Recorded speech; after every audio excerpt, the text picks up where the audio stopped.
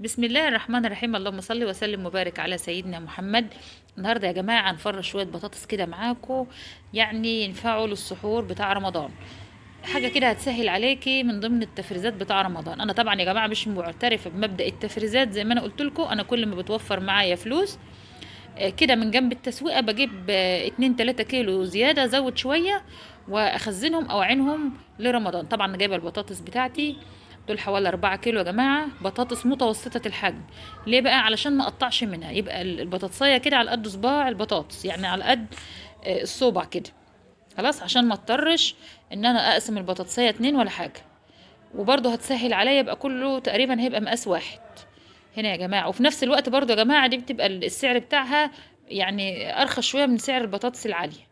احنا طبعا بندور على الحاجة اللي هي فيها استفادة وفيها إفادة، وبتكون أسعارها بسيطة، وعلشان تعرفي توفري وتدبري. خلاص. هنا يا جماعة كده قطعت البطاطس بتعمليها بتقطعيها شوية كده.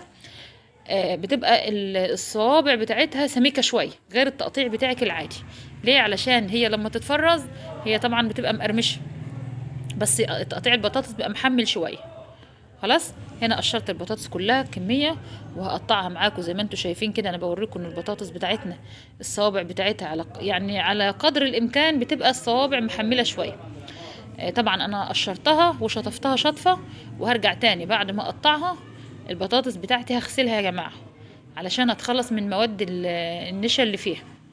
وبعدين هنشفها خالص، مش هسيب فيها اي ميه. هنا اهم حاجه الخطوات بتاعتي ديت، امشي على الخطوات بتاعتي ديت علشان تاخدي بطاطس. دي البطاطس يا جماعه الفارم فريتز. خلاص. اللي هي بقى هتعملي شويه كنتاكي، هتعملي شويه بروستد، شاورما. جايه بقى في رمضان كده هتطلعي كيس، ولا هتطلعي شويه كده طبق جنب فول، جنب طعميه، جنب المهم يعني ايه. بوريكم الطريقه بتاعتي في تفريز البطاطس. خلاص. انا كده قطعت يعني كل ما بقطع هحطه في الطبق معايا. زي ما انا قلت لكم يا حبايب قلبي، كل سنه وانتم طيبين. رمضان داخل. انا البطاطس دي انا هحمرها معاكم في رمضان وهوريها لكم. انا هنا قطعت الكميه كلها، هاخدها بقى اشطفها شطفه. واهم حاجه بقى في البطاطس، اهم خطوه ان انا بعد ما اغسلها هو لازم انشفها كويس جدا. ليه؟ علشان البطاطس معايا تطلع مقرمشة وما تسودش مني. انا هنا بنشفها خالص من اي مية واي سوائل. انا طبعا غسلتها وصفتها كويس، وبنشفها كده معايا بالفوطة اللي انا حطاها. هسيبها شوية خالص لما تصفي ميتها خالص. وهتجيبي بقى طاسة فيها زيت سخن على النار. خدي بالك يا حبيبة قلبي من التكات البسيطة دي، هي تكات بسيطة صحيح، لكن دي سبب في السر بتاع النجاح بتاع البطاطس. معايا الطاسة طبعا فيها شوية زيت حلوين كده. سخنت الزيت قوي ونزلت يعني ايه بشوية بطاطس، شوية بشوية، مش الكمية كلها. خلاص. احنا هندي البطاطس صدمة، يعني مش تحمير يا جماعة. هتقعد حوالي من 3 ل4 دقايق في الزيت، وهصفيها كويس وهطلعها من قلب الزيت. كل الكمية اللي معايا هعملها بنفس الطريقة، بس تحطيها في زيت سخن، يعني زيت على قدر الإمكان، يعني مش حبة قليلين يعني. في زيت سخن علشان البطاطس معايا ما تلزقش وما تتكسرش. خلاص. 3 4 دقايق، وتطلعي كده على ورقة او على مفرش او على فوطة او على مناديل مطبخ لما تصفي الزيت اللي فيها. وبرضو يا جماعة البطاطس بتاعتي انا مش هحطها في الفريزر لما تبرد خالص خالص خالص. خلاص. الكمية اللي معايا هعملها كلها. وانا كده يا جماعة كل ما بحمر شوية بطاطس بحطهم بفردهم برضو فرشة فوطة كده على المطبخ، وبفرد عليها البطاطس تاني علشان البطاطس معايا ما تعجنش على بعضها وتسخن على بعضها. خلاص. كل ما بطلع كده دور اهي انا فردتها لحد برضو ما تصفى خالص وتبرد من يعني تبرد خالص عشان اعرف اعبيها.